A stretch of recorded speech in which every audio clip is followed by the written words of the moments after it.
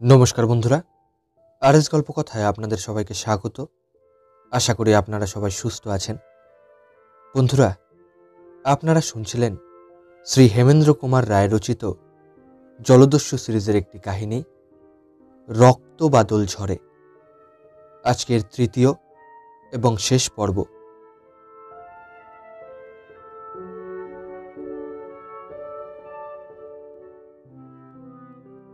যে মুল্লুকের মানুষ জানোয়ারের কথা নিয়ে এত আলোচনা করছি, সেখানে জলে স্থলে আসল জানোয়ারও আছে অনেক রকম।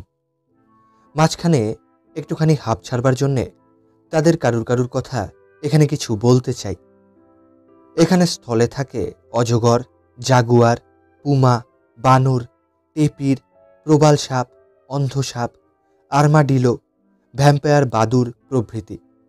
এবং জলে থাকে কুমির, হাঙর, লণ্ঠন মাছ, ব্যাং মাছ, কাছিম, শুশুক, অক্টোপাস, খুনে তিমি, স্কুইড, উকো মাছ, ছিপধারী মাছ, পাইপ মাছ, শিল, উড়ন্ত মাছ, ফিতে মাছ এবং অন্যান্য তিমি জাতীয় মাছ প্রভৃতি। সব জীবজন্তুর ফর্দও এখানে দেওয়া অসম্ভব। এদের মধ্যে অনেক জন্তুই খোশ মেজাজে ও বোম্বেটেদের চেয়ে কম হিংসাকুটে নয়। একটু সুবিধা পেলেই মানুষকে ফলার করবার জন্যে তারা হা করে ছুটে আসে। দু একটা জন্তুর ভীষণ প্রকৃতির কথা এখানে বলবো। এখানে যে জাতের কুমির পাওয়া যায় তাদের কেম্যান বলে ডাকা হয়। ভারতীয় কুমিরের সঙ্গে তাদের চেহারা ও প্রকৃতি ঠিক মেলে না। বোম্বেটেরা এইসব কুমিরের ভয়ে সর্বদাই তটস্থ হয়ে থাকত। একজন বোম্বেটে এই কেম্যান সম্বন্ধে যা বলেছে তা হচ্ছে এই সব কেম্যান ভয়ঙ্কর জীব। সময়ে সময়ে এক একটা 70 ফুট লম্বা কেম্যানও দেখা গিয়েছে। নদীর ধার ঘেঁষে এমন নিশ্চেষ্ট হয়ে তারা ভাসতে থাকে যে দেখলেই মনে হয় যেন একটা পুরনো গাছ পড়ে গিয়ে জলে ভাসছে। সেই সময়ে কোনো গরু কি মানুষ নদীর ধারে এলে আর তার বাছোয়া নেই। এদের দুষ্টু বুদ্ধিও বড় কম নয়। শিকার ধরবার আগে 3-4 দিন ধরে এরা উপোস করে। সেই সময়ে ডুব মেরে নদীর তলায় গিয়ে কয়েক মন পাথর বা নুড়ি গিলে ফেলে এরা নিজেদের দেহ আরও বেশি ভারী করে তোলে। ফলে তাদের স্বাভাবিক শক্তি অধিকতর বেড়ে ওঠে। কেম্যানরা শিকার ধরে টাটকা মাংস খায় না। আধা পচা না হওয়া পর্যন্ত তাদের জলের তলায় ডুবিয়ে রাখে। তাদের আরও অদ্ভুত রুচি আছে।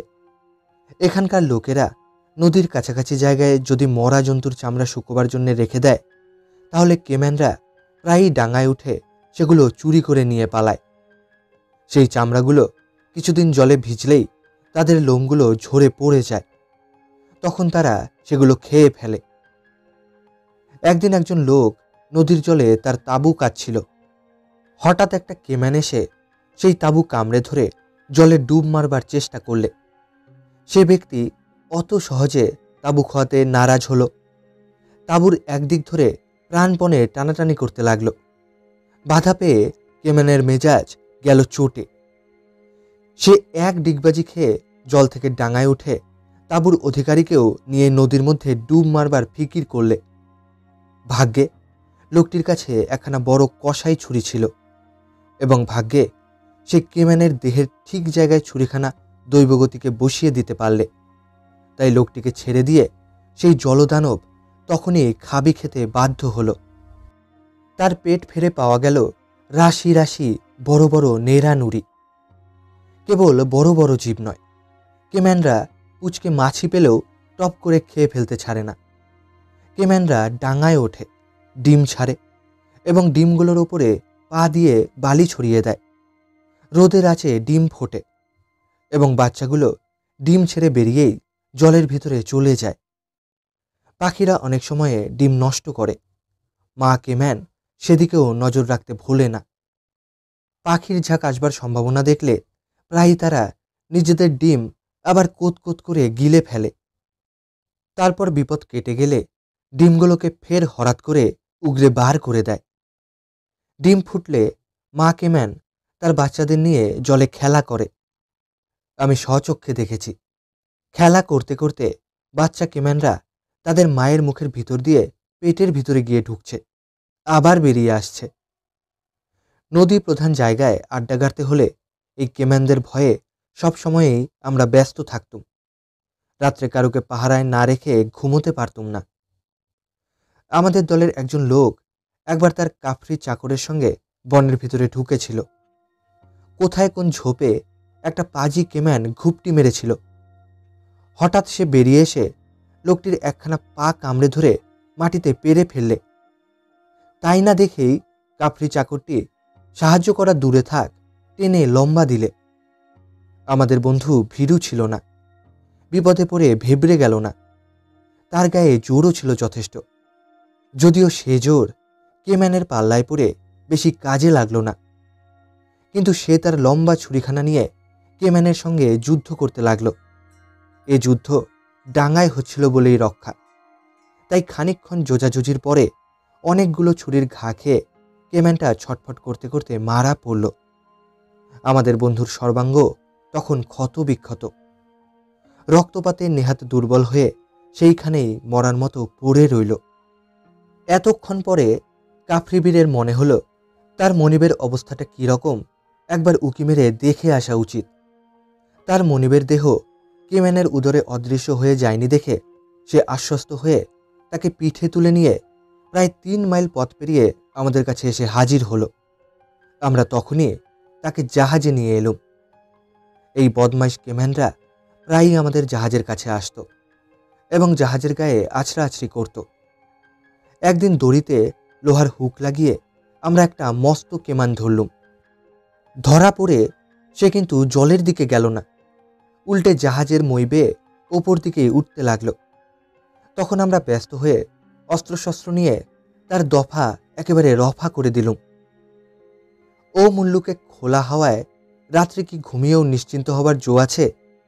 ওখানে রাত্রে পিশাচ বাদুররা শিকার খোঁজে।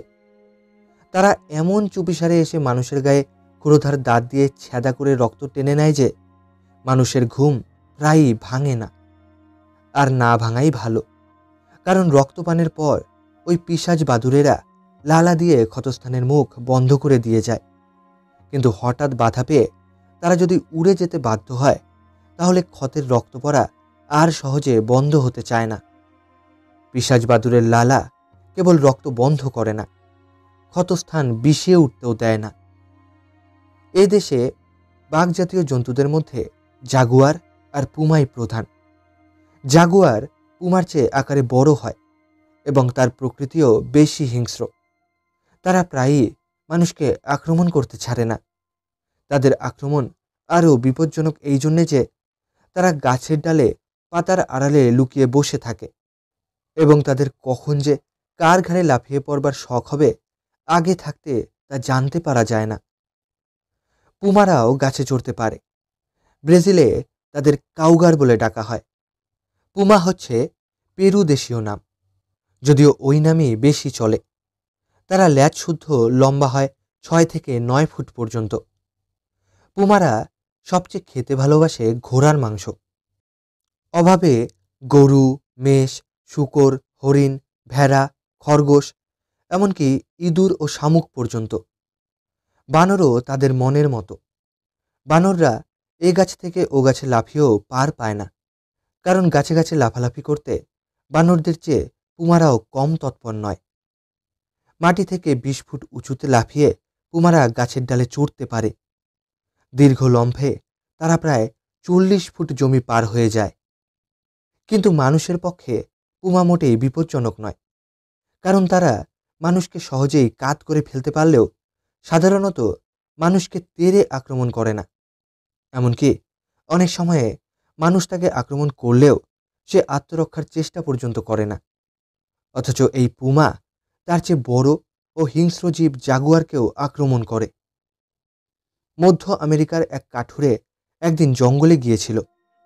হঠাৎ একটা পুমা ল্যাজ তুলে বনের ভিতর থেকে বেরিয়ে এলো এবং আদুরে বিড়ালের মতো ঘর ঘর শব্দ করতে করতে সেই কাঠুরের পায়ের ফাঁক দিয়ে খেলার ছলে আনাগোনা করতে লাগলো। কিন্তু সেই পুমা বেচারার অদৃষ্ট ছিল নেহাত মন্দ, কারণ কাঠুরে এমন ভয় পেলে যে তার কুড়ুলের বাড়ি পুমাকে দিলে এক ঘা বসিয়ে। পুমা তখন সেই বন্দ রসিকের কাছ থেকে পালাতে বাধ্য হয়। হাডসন সাহেব বলেন, আমি একবার একটা পুমাকে বধ করে অত্যন্ত দুঃখিত হয়েছিলুম। তাকে ধরেছিলুম আমি গলায় ফাঁস কল লাগিয়ে। সে একটা পাথরের ঠেসান দিয়ে চুপ করে বসে রইল। আমি যখন ছোড়া তুললুম, সে পালাবার চেষ্টা পর্যন্ত করলে না। তাকে দেখে মনে হলো আমি যে তাকে বধ করব সে যেন তা বুঝতে পেরেছে। সে কাঁপতে লাগলো, তার দু চোখে জল ঝরতে লাগলো, সে করুণ স্বরে আর্তনাদ করতে লাগলো। তাকে বধ করার পর আমার মনে হলো আমি যেন হত্যাকারী। রেড ইন্ডিয়ানরা কিছুতেই পুমাকে মারতে চায় না। তাদের বিশ্বাস পুমাকে বধ করলে সেই মুহূর্তেই মানুষের মৃত্যু হয়। রেড ইন্ডিয়ানরাই হচ্ছে আমেরিকার আদিম অধিবাসী। তারা পুমাকে মারে না বলেই বোধহয় পুমাও মানুষকে হিংসা করতে অভ্যস্ত হয়নি। গরিলার মতো বড় জাতের বানর পৃথিবীতে আর নেই বলে শোনা যায়, কিন্তু হালে দক্ষিণ আমেরিকায় টাররা নদীর ধারে অদ্ভুত ও বৃহৎ এক অজানা জাতের বানরের সন্ধান পাওয়া গেছে। একদল লোক নদীর ধার দিয়ে যাচ্ছিল। আচম্বিতে দুটো প্রকাণ্ড বানর জঙ্গল থেকে বেরিয়ে তাদের আক্রমণ করে।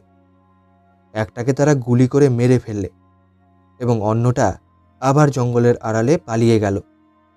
যেটা মারা পড়ল সেটা স্ত্রী জাতীয় বানর হলেও তার মাথার উচ্চতা 5 ফুটেরও বেশি।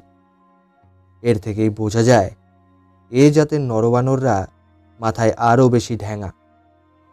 এই অদ্ভুত জীব অনেকটা গরিলার মতো দেখতে হলেও গরিলা নয় মোটেই। পণ্ডিতরা বলছেন এরা মানুষ ও বানরের মাঝামাঝি জীব। এই নূতন আবিষ্কার জীবতত্ত্ববিদদের মধ্যে বিশেষ উত্তেজনা সৃষ্টি করেছে। পণ্ডিতরা বহুদিন ধরে মানুষ ও বানরের মাঝামাঝি জীবের সন্ধান করে আসছেন। হয়তো এরা তাদের চিন্তার খোরাক যোগাবে। এদের গায়ের জোর কত আজও সে পরীক্ষার সুবিধা পাওয়া যায়নি। তবে শক্তিতে হয়তো এরাও গরিলার চেয়ে কম যায় না। এইবার ক্যাপ্টেন মর্গানের পালা শুরু করা যাক। প্রথমে মর্গানের মোটামুটি সংক্ষিপ্ত পরিচয় দিয়েছি। এই চাষার ছেলে মর্গান বোম্বেটের ব্যবসায় অবলম্বন করেও কেমন করে স্যার পদবি পেয়ে লাটের গদিতে বসেছিল তারই বিচিত্র ইতিহাস বলবো। এ সত্য ইতিহাস যে কোনো কাল্পনিক উপন্যাসেরও চেয়ে চিত্তাকর্ষক। মর্গানের আরেকটা উপাধি হচ্ছে বোম্বেটের রাজা। লোলোনেজের চেয়ে সে কম শক্তি পরিচয় তো দেয়নি বটেই, বরং সময়ে সময়ে তার কীর্তি লোলোনেজের যশ গৌরবকেও ম্লান করে দিয়েছে। হেনরি মর্গানের জন্ম ইংল্যান্ডের ওয়েলস প্রদেশে। তার বাবা ছিলেন এক সাধু ও ধনী চাষি। নিজের সমাজে তিনি ছিলেন এক মাননীয় ব্যক্তি, কিন্তু ছেলে বয়স থেকেই বাপের কাজে মর্গানের একটুও রুচি ছিল না। অতএব পিতার আশ্রয় ছেড়ে সে সাগরগামী জাহাজে একটা নিচু কাজ নিয়ে বেরিয়ে পড়ল। সেই কাজের মেয়াদ ফুরোবার পর মর্গান এলো জামাইকা দ্বীপে। এটি ছিল বোম্বেটেদের আরেকটি প্রিয় দ্বীপ। বেকার হয়ে বসে না থেকে মর্গান বোম্বেটেদের এক জাহাজে চাকুরি গ্রহণ করলে। সমুদ্রে 3-4 বার বোম্বেটে ধর্ম পালন করে সে বিষম ব্যবসায়ের যা কিছু শেখবার সব শিখে ফেললে। এমন ভালো ছাত্র বোম্বেটেরা খুব কমই পেয়েছে। তারপর কয়েকজন সঙ্গীর সঙ্গে পরামর্শের পর মর্গান স্থির করলে তারাও সকলে মিলে রোজগারের পয়সা দিয়ে একখানা জাহাজ ক্রয় করবে। রত্নাকর বহু রত্নের আকর। একখানা জাহাজ কিনলেই তা আহরণ করা ভারী সহজ। জাহাজ কেনা হলো। দলের ভিতরে মর্গানই ছিল সকলের চেয়ে সাহসী, বিদ্বান ও বুদ্ধিমান। কাজেই দলের বাকি সবাই এক বাক্যে তাকেই দলপতি বা ক্যাপ্টেন বলে মেনে নিলে। সেই দিন মর্গানের ছেলেবেলাকার স্বপ্ন সফল হলো। লোলোনেজের পরিণাম দেখে যেমন ধারণা হয় যে কোনো একজন মহাবিচারক সর্বদা সজাগ হয়ে আছেন, মর্গানের জীবন কাহিনী পড়লে তেমনই সন্দেহ হয় যে মাঝে মাঝে সেই মহাবিচারকও হয়তো ঘুমিয়ে পড়েন। প্রথমবারের সমুদ্রযাত্রাতেই নতুন কাপ্তেনের ওপরে অদৃষ্ট সুপ্রসন্ন হল। সে একে একে অনেকগুলো জাহাজ দখল করে আবার জামাইকায় ফিরে এলো এবং এই অভাবিত সাফল্যে বোম্বেটেদের ভিতরে তার মান সম্ভ্রম বেড়ে উঠল অত্যন্ত। জামাইকা দ্বীপে ছিল এক বুড়ো বোম্বেটে, তার নাম ম্যান্সভেল্ট। সে এই সময়ে খুব বড় এক নৌবাহিনী গঠন করে চারিদিকে লুটপাট করবার আয়োজনে ব্যস্ত ছিল।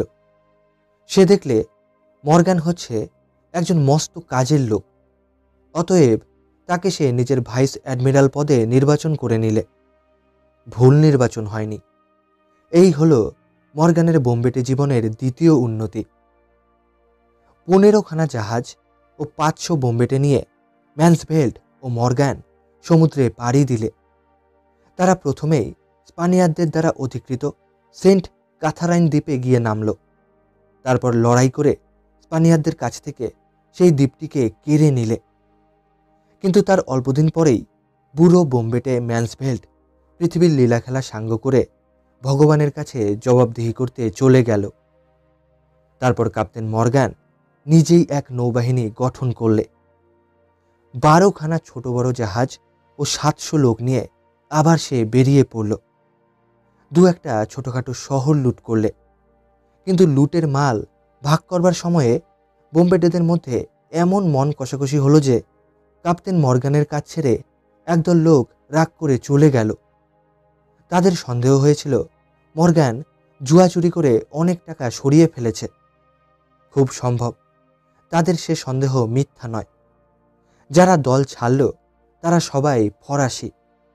মর্গানের সঙ্গে রইল কেবল ইংরেজ বোম্বেটেরা। কিন্তু দল ছোট হয়ে গেল বলে মর্গান একটুও দমল না।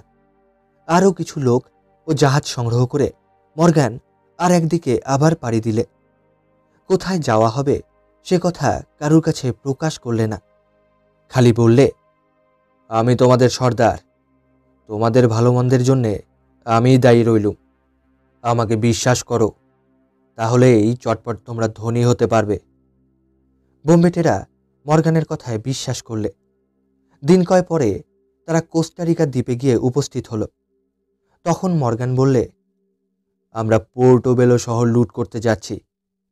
এ কথা আমি আর কারুকে বলিনি, সুতরাং চরের মুখে খবর পেয়ে শত্রুরা সাবধান হবার সময়ও পায়নি। দু একজন প্রধান বোম্বেটে বললে, পোর্টোবেলো হচ্ছে মস্ত শহর, সেখানে অনেক সৈন্য আছে। আমাদের লোক সংখ্যা মোটে 450। কেমন করে আমরা অত বড় শহর দখল করব? মর্গান বললে, আমাদের দল ছোট বটে, কিন্তু আমাদের জান খুব বড়। দল ছোট হলেই একতা আর লাভের সম্ভাবনা বেশি। কুছ পরোয়া নেই, এগিয়ে চলো। অতঃপর পোর্টোবেলো নগরের একটু বর্ণনা দিতে হবে। ওয়েস্ট ইন্ডিজে স্পেনীয় রাজ্যের মধ্যে পোর্টোবেলো তখন দুর্ভেদ্য নগর হিসাবে হাভানা ও কার্টেজেনার পরেই তৃতীয় স্থান অধিকার করেছিল। বন্দরের পিছনেই নগরকে রক্ষা করবার জন্যে দুটি বড় বড় দুর্গ আছে। এই দুর্গ দুটির অজ্ঞাতসারে বন্দরের মধ্যে কোনো জাহাজ বা নৌকো প্রবেশ করতে পারে না। দুর্গ দুটিও এমন সুরক্ষিত যে সকলে তাদের অজেয় বলে মনে করে। প্রথম দুর্গটির মধ্যে 300 সৈন্য থাকে। নগরের এখনকার জনসংখ্যা 9,500-এর ওপরে, তখন কম ছিল। মর্গান সরাসরি বন্দরে প্রবেশ না করে সেখান থেকে 30 মাইল দূরে সমুদ্রকূলে চুপিসারে জাহাজ লাগালে। তারপর স্থলে, পদব্রজে ও নদীতে নৌকোয় চড়ে তারা প্রথম দুর্গটির কাছে এসে পড়ল। দুর্গের অধিবাসীদের বলে পাঠালে, হয় আত্মসমর্পণ করো, নয় মরবার জন্য প্রস্তুত হও। উত্তরে দুর্গের কামানগুলো ভৈরব হুঙ্কারে অগ্নিবর্ষণ করলে। কামান গর্জন শুনে দূর থেকে নগরের বাসিন্দারা সভয়ে বুঝতে পারলে যে কাছেই কোনো মস্ত বিপদ এসে আবির্ভূত হয়েছে। নিকটবর্তী অঞ্চলের স্পানিয়ার্ডরা বোম্বেটেদের বাধা দেবার যথাসাধ্য চেষ্টা করলে, কিন্তু কোনো ফল হলো না। তারা হেরে গেল, অনেকে বন্দী হলো। দুর্গের ভিতরের সৈন্যরাও শেষ পর্যন্ত দুর্গ রক্ষা করতে পারলে না। কোনো রকম পূর্বাভাস না দিয়ে শত্রু এমন অতর্কিত শিয়রে এসে পড়েছিল যে তার কবল থেকে মুক্তি পাওয়া সম্ভবপর হল না। মর্গান দুর্গ দখল করলে। মর্গান হুকুম দিলে, প্রত্যেক বন্দীকে কেটে দুখানা করে ফেলো। শহরের লোকেরা তাহলে বুঝতে পারবে আমরা বড় লক্ষ্মী ছেলে নই। আমাদের বাধা দিলে তাদেরও নিশ্চিত মরণ।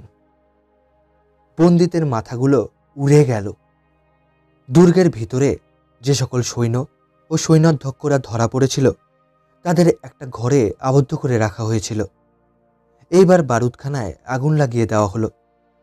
দুর্গ শুদ্ধ সমস্ত প্রাণী শূন্যে উড়ে পঞ্চভূতে মিশিয়ে গেল।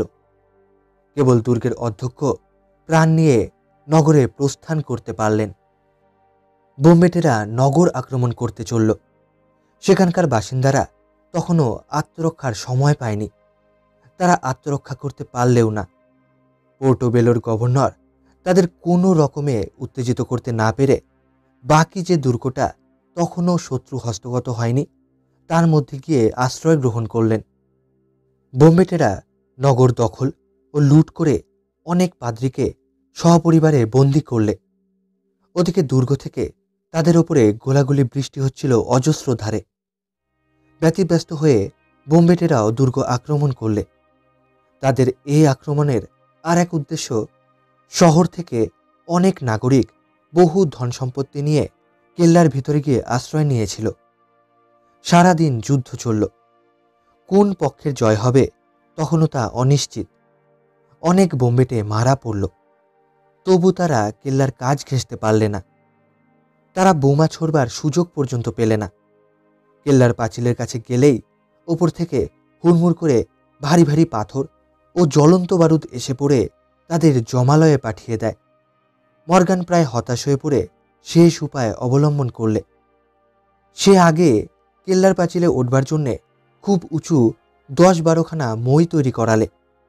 তারপর বন্দি পাদ্রী ও তাদের স্ত্রী কন্যাদের বললে সেই মইগুলো পাঁচিলের গায়ে লাগিয়ে দিয়ে আসতে। গভর্নরকে জানানো হলো, এখনও আত্মসমর্পণ করো। গভর্নর বললেন, প্রাণ থাকতে নয়। তখন মই নিয়ে যাবার হুকুম হলো। মর্গান ভেবেছিল সপরিবারে ধর্মযাজকেরা মই নিয়ে অগ্রসর হলে গভর্নর তাদের উপরে আর গুলিবৃষ্টি করতে পারবেন না। বোম্বেটের দল পাদ্রীদের পিছনে পিছনে এগিয়ে পিস্তল উঁচিয়ে বললে, শীঘ্র পাঁচিলে গিয়ে মই লাগাও, নইলে গুলি করে মেরে ফেলব। কেল্লার পাঁচিলের ওপরেও গভর্নর সৈন্য সাজিয়ে রেখেছিলেন। তারাও বন্দুক তুললে। পাদ্রী ও তাদের পরিবারবর্গ করুণ চিৎকারে স্পানিয়ারদের বললেন, আমরা তোমাদেরই ধর্মযাজক বাবা, আমাদের মেরো না। কিন্তু মর্গান এই বীর ও দৃঢ় প্রতিজ্ঞ গভর্নরকে ভুল বুঝেছিল। সৈনিক ধর্ম পালনের জন্যে তিনি আর সব ধর্মকে বর্জন করতে প্রস্তুত। সপরিবারে ধর্মযাজকেরা কাঁধে মই নিয়ে অগ্রসর হলেন। সঙ্গে সঙ্গে কেল্লার ওপর থেকে শিলাবৃষ্টির মতো গোলাগুলি এসে তাদের ভূতলশায়ী করতে লাগল। বাইরে থেকে শত্রুই হোক আর মিত্রই হোক, কেল্লার ত্রিসীমানায় কারুকে আসতে দেওয়া হবে না, এই ছিল গভর্নরের প্রতিজ্ঞা। পাদ্রী ও তাদের পরিবারবর্গের দেহ একে একে মাটির ওপরে আছড়ে পড়তে লাগল। কিন্তু তবু তারা কোনো রকম পাঁচিলের গায়ে মই লাগিয়ে পালিয়ে এলেন। তখন বোম্বেটেরা বোমা ও বারুদের পাত্র হাতে করে পাঁচিলের উপরে গিয়ে দাঁড়ালো এবং কেল্লার ভিতরে সেই সব নিক্ষেপ করতে লাগল। স্পানিয়ার্ডরা তখন বাধ্য হয়ে আত্মসমর্পণ করলে। কিন্তু সেই বীর গভর্নর, কোনো আশা নেই, তবু তিনি অটল। তখনও নিজের সৈন্যদের ডেকে তিনি বলছেন, অস্ত্র নাও, অস্ত্র নাও, শত্রুবধ করো। কেউ তার কথায় কান পাতলে না। তারা বোম্বেটেদের সামনে হাঁটু গেড়ে বসে জীবন ভিক্ষা করতে লাগল। তবে মর, কাপুরুষ কুকুরের দল। এই বলে তার যেসব সৈন্য কাছাকাছি ছিল মুক্ত তরবারি নিয়ে তিনি তাদের উপরে গিয়ে পড়লেন। এবং নিজের হাতেই নিজের সৈন্যদের বধ করতে লাগলেন। বোম্বেটেদের নিজ হৃদয় পর্যন্ত এই অসাধারণ বীরত্বে মুগ্ধ হয়ে গেল। তারা সসম্ভ্রমে বললে, এখন আপনি আত্মসমর্পণ করবেন তো?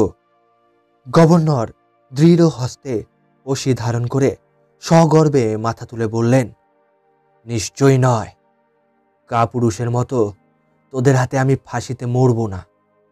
আমি মরতে চাই লড়াই করতে করতে বীর সৈনিকের মতো। বলেই তিনি আবার তাদের আক্রমণ করলেন। গভর্নরের সহধর্মিণী ও কন্যা কাঁদতে কাঁদতে কাকুতি মিনতি করতে লাগলেন, ওগো, তুমি অস্ত্র ছাড়ো, আত্মহত্যা করে আমাদের পথে বসিও না। কিন্তু সেই বীরের পাথর প্রাণ কোনো অশ্রুই নরম করতে পারলে না। সিংহের মতো একলাই তিনি অগুন্তি শত্রুর সঙ্গে যুঝতে লাগলেন। বোম্বেটেরা তাকে জীবন্ত অবস্থায় বন্দী করবার অনেক চেষ্টা করলে, কিন্তু পারলে না। শেষ পর্যন্ত শত্রু মারতে মারতে নিজের শেষ রক্তপাত করে তিনি যুদ্ধক্ষেত্রে পড়ে অন্তিম নিঃশ্বাস ত্যাগ করলেন। যে জাতির মধ্যে এমন বীরের জন্ম হয়, সে জাতি ধন্য।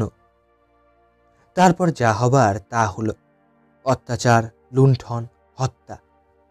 পোর্টোবেলোর যত ঐশ্বর্য দুর্গের মধ্যে স্থানান্তরিত হয়েছিল, সমস্তই বোম্বেটেরা হস্তগত করলে।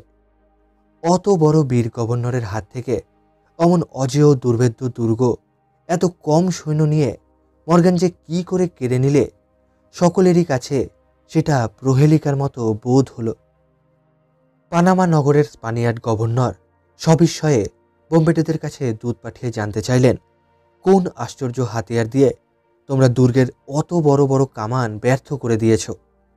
মর্গান সহাস্যে দূতের হাতে একটা ছোট পিস্তল দিয়ে বলে পাঠালে, কেবল এই আশ্চর্য হাতিয়ার দিয়ে আমি কেল্লা ফতে করেছি। এই অস্ত্র আমি 1 বছরের জন্যে আপনাকে দান করলুম। তারপর নিজেই পানামায় গিয়ে আমার অস্ত্র আবার আমি ফিরিয়ে আনব। পানামার গভর্নর তখনই সেই পিস্তল ফেরত পাঠিয়ে বললেন, এই অস্ত্রে আমার দরকার নেই। তোমাকে আর কষ্ট করে পানামায় আসতে হবে না, কারণ পোর্টোবেলোর মতো এত সহজে পানামা আত্মদান করবে না। পোর্টোবেলো শহরে শরীরী মড়কের মতো এক পক্ষাকাল বাস করে চারিদিকে হাহাকার তুলে মর্গান সদল বলে আবার জাহাজে এসে উঠল। বিপুল ঐশ্বর্য নিয়ে তারা কিউবা দ্বীপে ফিরে এলো। বোম্বেটেদের সবাই বুঝলে, লোলোনেজের অভাব পূরণ করতে পারে এখন কেবল এই ক্যাপ্টেন মর্গান। তার তারকা আজ উদীয়মান।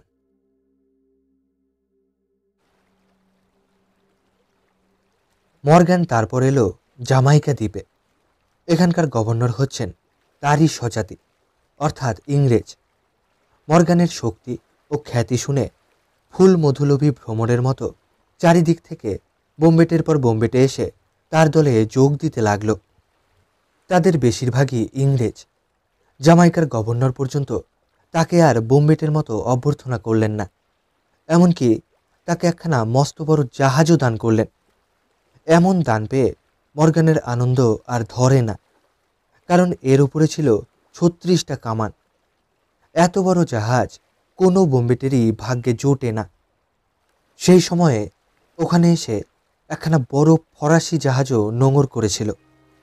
তার উপরে ছিল 24টা ইস্পাতের ও 12টা পিতলের কামান। এই জাহাজখানাকে পেলে তার শক্তি অত্যন্ত বেড়ে উঠবে বলে মর্গান ফরাসিদের ক্যাপ্টেনকে নিজের দলে যোগ দেবার জন্য আহ্বান করলে, কিন্তু ফরাসিরা রাজি হলো না। ইংরেজ বোম্বেটেদের তারা বিশ্বাস করে না। মর্গানের ভারী রাগ হলো। ফরাসিদের সাজা দেবার জন্যে ছুতো খুঁজতে লাগলো। ছুতো পাওয়া গেল। কিছুদিন আগে সমুদ্রে খাদ্যাভাব হওয়ার দরুন ফরাসিরা একখানা ইংরেজ জাহাজ থেকে খাদ্য সংগ্রহ করেছিল, এবং তখন জাহাজের টাকা ছিল না বলে ইংরেজদের সঙ্গে এই ব্যবস্থা করেছিল যে জামাইকায় ফিরে এসে তারা খাবারের দাম কড়ায় গণ্ডায় চুকিয়ে দেবে। ব্যাপারটা কিছু অন্যায় নয়, কিন্তু এই ছুতোই বিবেক বুদ্ধিহীন মর্গানের পক্ষে যথেষ্ট হলো। সে বাইরে কিছু না ভেঙে ফরাসি জাহাজের ক্যাপ্টেন ও কয়েকজন পদস্থ কর্মচারীকে নিজের জাহাজে নিমন্ত্রণ করলে। তারা কোনো রকম সন্দেহ না করেই নিমন্ত্রণ রাখতে এলো। তখন তাদের হাতে পেয়ে দুষ্ট মর্গান বললে, ইংরেজদের কাছ থেকে তোমরা খাবার কেড়ে নিয়েছ, সেই অপরাধে তোমাদের বন্দি করলুম। তারপর সে জামাইকার গভর্নরের দেওয়া বড় জাহাজখানায় বন্দীদের পাঠিয়ে দিলে। আবার নতুন সমুদ্রযাত্রা করবার দিন স্থির হলো। ইংরেজ বোম্বেটেরা আসন্ন লাভের আনন্দে জাহাজে জাহাজে উৎসবে মেতে উঠেছে। নাচ গান বাজনা চলছে, সবাই মদের নেশায় বেহুশ। আচম্বিতে একসঙ্গে যেন অনেকগুলো বাজ ডেকে উঠল এবং সমুদ্রের বুকে যেন দপ করে জ্বলে উঠল একসঙ্গে শত শত বিদ্যুৎ। চারিদিকে সারা পড়ে গেল। মর্গানের সেই বড় সাধের বিরাট জাহাজ শূন্যে উড়ে গেল ভেঙে গুঁড়ো হয়ে। মাত্র 30 জন লোক কোনো গতিকে রক্ষা পেলে এবং এক মুহূর্তেই মারা পড়ল 350 জন ইংরেজ। বোম্বেটেদের মতে বন্দি ফরাসি কাপ্তেন ও তার সঙ্গীরাই নিজেদের মৃত্যু নিশ্চিত জেনেও জাহাজের বারুদখানায় আগুন লাগিয়ে দিয়েছিলেন। মর্গানের সেই বিশ্বাসঘাতকতার ফল তাকে হাতে হাতেই পেতে হলো। অত বড় জাহাজ ও এত লোক হারিয়ে মর্গান একেবারে ভেঙে পড়ল, কিন্তু সে বেশিক্ষণের জন্যে নয়। রাগে অজ্ঞান হয়ে বাকি বোম্বেটেদের নিয়ে আবার ফরাসিদের সেই বড় জাহাজখানা আক্রমণ ও অধিকার করলে। তারপর তারা সমুদ্রের জলে নিজেদের দলের বোম্বেটেদের লাশ খুঁজতে লাগল, অন্ত্যেষ্টিক্রিয়ার জন্যে নয়, লুণ্ঠন করবার জন্যে। যাদের আঙুলে আংটি ছিল তাদের আংটি শুদ্ধ আঙুল কেটে নেওয়া হলো। যাদের পকেটে টাকা কুড়ি ছিল তাদের পকেট থেকে টাকা কুড়ি চুরি করা হলো। তারপর মৃতদেহগুলোকে সামুদ্রিক জীবদের মুখে সমর্পণ করে তারা অম্লান বদনে আবার জাহাজে উঠে অগাধ সাগরে পাড়ি দিল। দলের 350 লোক মারা পড়ল, তবু মর্গানের নামের জোরে সঙ্গীর সংখ্যা হলো যথেষ্ট। 15খানা জাহাজে প্রায় 1000 খানেক বোম্বেটে তার সঙ্গে চলল। দুরাত্মার পাপ সঙ্গীর অভাব হয় না। সবচেয়ে বড় জাহাজে রইল মর্গান নিজে, কিন্তু তাতে কামান ছিল মোটে 14টা, তাও ছোট ছোট। এবারে মর্গান কিছু মুশকিলে পড়ল, কারণ যাত্রারম্ভের সময়ে তার মাথায় অনেক বড় বড় ফন্দি ছিল, কিন্তু কিছুদিন পরে তার দলের প্রায় 500 লোক শুদ্ধ 7খানা জাহাজ অকুল সাগরে কোথায় হারিয়ে গেল। মর্গান কিছুকাল অপেক্ষা করেও তাদের দেখা পেলে না। কাজেই এখানে ওখানে ছোটখাটো ডাকাতি করেই সে সময় কাটাতে লাগল। মর্গানের দলে এক ফরাসি কাপ্তেন আছে। সে আগে ছিল বিখ্যাত লোলোনেজের সঙ্গে। সে পরামর্শ দিলে, আপনিও মারোকেবো শহর লুট করবেন, চলুন, আমি সেখানকার পথঘাট চিনি, আমাদের কোনো কষ্ট হবে না। এই প্রস্তাবে মর্গানের নারাজ হবার কারণ ছিল না। তারা মারাকেবোর সমুদ্রে এসে হাজির হলো। তারপর লুকিয়ে লুকিয়ে যখন শহরের খুব কাছে এসে পড়ল, স্পানিয়ার্ডরা তখন তাদের দেখতে পেলে। লোলোনেজের নগর লুণ্ঠনের পর তারা এখন আর একটা নূতন কেল্লা তৈরি, সেইখানে বোম্বেটেদের সঙ্গে তাদের বিষম যুদ্ধ হলো। কিন্তু এবারেও স্পানিয়ার্ডরা জিততে পারলে না। মারাকেবো শহরের হতভাগ্য বাসিন্দারা আবার নরক যন্ত্রণা ভোগ করলে। সেই একই বিয়োগান্ত নাটকের পুনরাভিনয়। সবিস্তারে আর বর্ণনা করবার দরকার নেই। তারপর জিব্রাল্টার নগরের পালা। কিন্তু লোলোনেজ তাদের যে সর্বনাশ করে গিয়েছিল, জিব্রাল্টারের বাসিন্দারা এখনও তা ভুলতে পারেনি। কাজেই বোম্বেটেদের সাড়া পেয়ে তারা পঙ্গপালের মতো দলে দলে শহর ছেড়ে পলায়ন করতে লাগল, সমস্ত মূল্যবান জিনিস সঙ্গে নিয়ে। বোম্বেটেরা শহরে ঢুকে দেখলে সে এক নিঝুম পুরী। না আছে রসদ, না আছে ধনরত্ন, না আছে জনমনুষ্য। চারিদিক সমাধির মতো খা খা করছে। কেবল একটি লোক পালায়নি। তার পোশাক ময়লা, তালিমারা, ছেঁড়া খোড়া। বোম্বেটেরা জানত না যে সে জন্ম জড়ো ভরত, পাগল বললেও চলে। তারা তাকে যত কথা শুধোয় সে খালি বলে, আমি কিছু জানি না, আমি কিছু জানি না। বোম্বেটেরা তখন তাকে নিজেদের প্রথামতো বিষম যন্ত্রণা দিতে শুরু করলে। পাগলা বললে, হোগো, আর যাতনা দিও না, আমার সঙ্গে চলো, আমি তোমাদের আমার সমস্ত ঐশ্বর্য দান করছি। বোম্বেটেরা ভাবলে এই লোকটা নিশ্চয়ই কোনো ধনী ব্যক্তি, কেবল তাদের চোখে ধুলো দেবার ফিকিরেই গরিবের সাজ পড়েছে। অতএব তারা তার সঙ্গে সঙ্গে চলল। পাগলা তাদের নিয়ে একখানা ভাঙা কুঁড়ে ঘরে গিয়ে বললে, দেখো, আমার কত ঐশ্বর্য। ঘরের ভিতরে ছিল কেবল কতকগুলো মাটির বাসন ও গুটি তিনেক টাকা। বোম্বেটেরা খাপ্পা হয়ে বললে, কে আমাদের সঙ্গে ঠাট্টা? দেখ তবে মজাটা। পাগলা বললে, জানো আমি কে? আমার নাম হচ্ছে শ্রীযুক্ত সেবাস্টিয়ান স্যানসেজ। আমি হচ্ছি মারাকেবুল লাট সাহেবের ভাই। বোম্বেটেরা তার কথা সত্য ভেবে নিয়ে অধিকতর লুব্ধ হয়ে তাকে আবার যন্ত্রণা দিতে লাগল। তাকে দড়িতে বেঁধে শূন্যে টেনে তুললে এবং তার গলায় ও দুই পায়ে বিষম ভারী ভারী বোঝা ঝুলিয়ে দিলে। তারপর সেই অভাগাকে পাপিষ্টরা জ্যান্ত অবস্থায় আগুনে পুড়িয়ে মারলে। বোম্বেটেরা তারপর সে দেশের বনে বনে চারিদিকে খুঁজে বেড়াতে লাগল এবং অনেক চেষ্টার পর একে একে প্রায় 250 স্পানিয়ার্ডকে গ্রেপ্তার করলে। স্পানিয়ার্ডদের সঙ্গে ছিল এক কাফরি গোলাম। মর্গান তাকে হুকুম দিলে, ওরা কিছুতেই যখন টাকার কথা বলবে না, তখন ওদের দল খানিকটা হালকা করে দে। কাফরি গোলাম একে একে কয়েকজনকে হত্যা করলে, অন্যান্য বন্দীদের চোখের সামনে। তারপর বোম্বেটেদের খুশি করবার জন্যে সেই দুষ্ট কাফরি একজন বৃদ্ধ স্পানিয়ার্ডকে দেখিয়ে বললে, ওই লোকটা অনেক টাকার মালিক। বুড়োর কপাল পুড়ল। বোম্বেটেরা টাকা চাইলে। বুড়ো বললে, এই পৃথিবীতে আমার যত সর্বস্ব হচ্ছে 400 টাকা। বোম্বেটেরা বিশ্বাস করলে না। দড়ি দিয়ে বেঁধে তারা সেই বুড়োর দুখানা হাতই মরমর করে ভেঙে দিলে। তারপর তার হাত ও পায়ের বুড়ো আঙুলে দড়ি বেঁধে তাকে শূন্যে টেনে তুললে।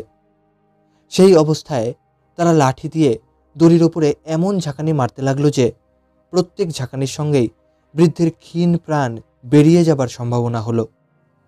এই বর্বরচিত নিষ্ঠুরতাতেও খুশি না হয়ে বোম্বেটেরা বুড়োর পেটের উপরে সেই অবস্থাতেই 2.5 মণ বোঝা চাপিয়ে দিলে এবং সেই সঙ্গে আগুন জ্বেলে হতভাগ্যের দাড়ি গোঁফ, চুল ও মুখের চামড়া সব পুড়িয়ে দিলে।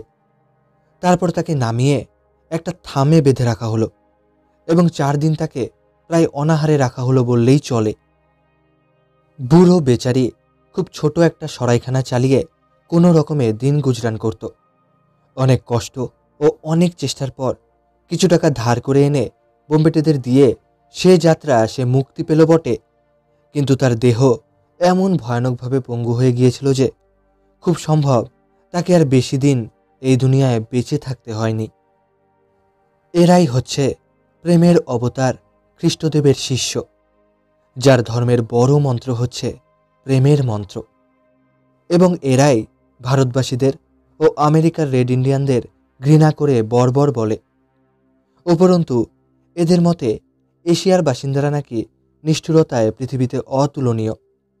কিন্তু যেসব অকথ্য নিষ্ঠুরতার পরিচয় দিয়ে ইংরেজ রাজের কাছ থেকে মর্গান সম্মান, উপাধি ও উচ্চপদ লাভ করেছে, সেগুলোকে আমরা কি পরম করুণার জ্বলন্ত দৃষ্টান্ত বলে মাথায় তুলে রাখব?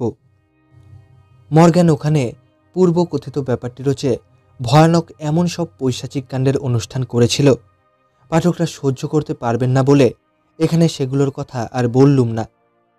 তাদের তুলনায় ঢের বেশি ভদ্র ও শান্ত দুটো দৃষ্টান্ত এখানে দিচ্ছি। অনেক স্পানিয়ার্ডকে ধরে মর্গান পায়ে ও হাতে পেরেক মেরে ক্রুশে বিদ্ধ করে রেখেছিল। সঙ্গে সঙ্গে তাদের হাতের ও পায়ের আঙুলগুলোর ফাঁকে জ্বলিয়ে দিয়েছিল তৈলাক্ত সলিতা, এবং আরও অনেককে ধরে বেঁধে অগ্নিকুণ্ডের মধ্যে তাদের পাগুলোকে এমন কৌশলে ঢুকিয়ে রাখা হয়েছিল যে যাতে তারা রোস্টের মতো ধীরে ধীরে সিদ্ধ হয়। এত জঘন্য অত্যাচার কেবল সামান্য টাকার জন্যে, যে টাকা পরে বোম্বেটেরা মদ খেয়ে জুয়া খেলে 2 দিনেই উড়িয়ে দেবে। জিব্রাল্টার শহরে ঐশ্বর্য লাভের দিক থেকে কিছুই সুবিধা করে উঠতে না পেরে মর্গান বুঝলে এ যাত্রা কপাল তার ভালো নয়। কিন্তু সেই সময়েই খবর পাওয়া গেল জিব্রাল্টারের গভর্নর অনেক ধনরত্ন ও শহরের স্ত্রীলোকদের নিয়ে নদীর মাঝখানে একটা দ্বীপে গিয়ে লুকিয়ে আছেন। মর্গান অমনি নৌকো ভাসিয়ে সদল বলে তাদের ধরতে ছুটল। খবর পেয়ে গভর্নর দ্বীপ থেকে পালিয়ে সকলকে নিয়ে একটা পাহাড়ের শিখরে উঠে বসে রইলেন। বোম্বেটেরাও নাছোড় বান্দা, তারাও পিছনে পিছনে ছুটল। তখন বর্ষাকাল, ঝুপঝুপ করে বৃষ্টি পড়ছে। পাহাড়ে যাবার পথে নদীর জল ফুলে উঠেছে। স্রোতের তরি বাকি। নদী সেদিন পৃথিবীকে অনেকগুলো বোম্বেটের পাবভার সইবার দায় থেকে নিষ্কৃতি দিলে। স্রোতের টানে তারা একেবারে শটান পাতালে চলে গেল। পাহাড়ের তলায় গিয়ে মর্গানের সব আশা ফুরিয়ে গেল। খাড়া পাহাড়ের গা, 5-7 হাত ওপরে উঠবার উপায় নেই। একটিমাত্র সরু লিকলিকে পথ টঙে গিয়ে উঠেছে। সে পথে সার বেঁধে পাশাপাশি দুজন যেতে পারে না। টং থেকে যদি একজন মাত্র স্পানিয়ার্ড গুলি চালায়, তাহলে একে একে শত শত বোম্বেটের দেহ হবে প্রপাত ধরণী তলে। তার উপরে বৃষ্টির জলে বোম্বেটেদের সমস্ত বারুদ ভিজে জবজবে হয়ে গিয়েছে। এই সময়ে যদি মাত্র 50 জন স্পানিয়ার্ড বুক বেঁধে আক্রমণ করত, তাহলে সেই 4-500 বোম্বেটে মনুষ্য সমাজকে আর যন্ত্রণা দেবার সুযোগ পেত না। কিন্তু ঘা খেয়ে খেয়ে স্পানিয়ার্ডরা তখন নেতিয়ে পড়ে সব সাহস থেকে বঞ্চিত হয়েছে। তারা আক্রমণ করবে কি? গাছের পাতাটি নড়লেও ওই বোম্বেটে আসছে ভেবে আতকে পালিয়ে যায়। কিন্তু মর্গান তা বুঝতে পারেনি। সেই সরু পথে যেন সাক্ষাৎ মৃত্যুর ছায়া দেখে সে আর অগ্রসর হতে সাহস করলে না। সমস্ত লোকজন নিয়ে মনে প্রাণে সেখান থেকে সরে পড়ল। জিব্রাল্টার নগরে ফিরে এসে 5 সপ্তাহ ধরে নারকীয় কাণ্ড করবার পর বোম্বেটেরা বিষম এক দুঃসংবাদ পেলে। স্পানিয়ারদের 3খানা বড় বড় যুদ্ধজাহাজ মারাকেবো বন্দরে এসে হাজির হয়েছে। সবচেয়ে বড় জাহাজখানায় কামান আছে 40টা, তার চেয়ে কিছু ছোট জাহাজে 30টা, সবচেয়ে ছোট জাহাজে 24টা। মর্গানের সবচেয়ে বড় জাহাজেও 14টার বেশি কামান নেই। বোম্বেটেদের ফেরবার পথ হচ্ছে মারাকেবো বন্দরের ভিতর দিয়ে। তাদের মাথায় যেন আকাশ ভেঙে পড়ল। আর বুঝি রক্ষা নেই, পাপের প্রায়শ্চিত্ত হবার সময় এসেছে। কিন্তু সত্যিকার নেতার আসল গুণ হচ্ছে দারুণ বিপদেও হাল না ছাড়া। এ গুণ মর্গানেরও ছিল। সে বুক ফুলিয়ে বললে, কুছ পরোয়া নেই, আসুক ওরা, আমরাও লড়াই করব। স্পানিয়ার্ড নৌবাহিনীর অ্যাডমিরালের এক চিঠি এলো। বোম্বেটে সর্দার মর্গান, আমাদের মহারাজের রাজত্বে এসে তুমি যেসব ভীষণ উৎপাত করছো তা আমি শুনেছি। অতঃপর তুমি যদি আমার কাছে বিনা বাক্য ব্যয়ে আত্মসমর্পণ করো আর লুটের সমস্ত মাল ও বন্দীদের ফিরিয়ে দাও, তাহলে আমি স্বীকার করছি তোমাদের সকলকেই ছেড়ে দেব। আর আমাদের কথা যদি না শোনো, তাহলে এও প্রতিজ্ঞা করছি যে তোমাদের প্রত্যেককেই আমি বদনা করে ছাড়ব না।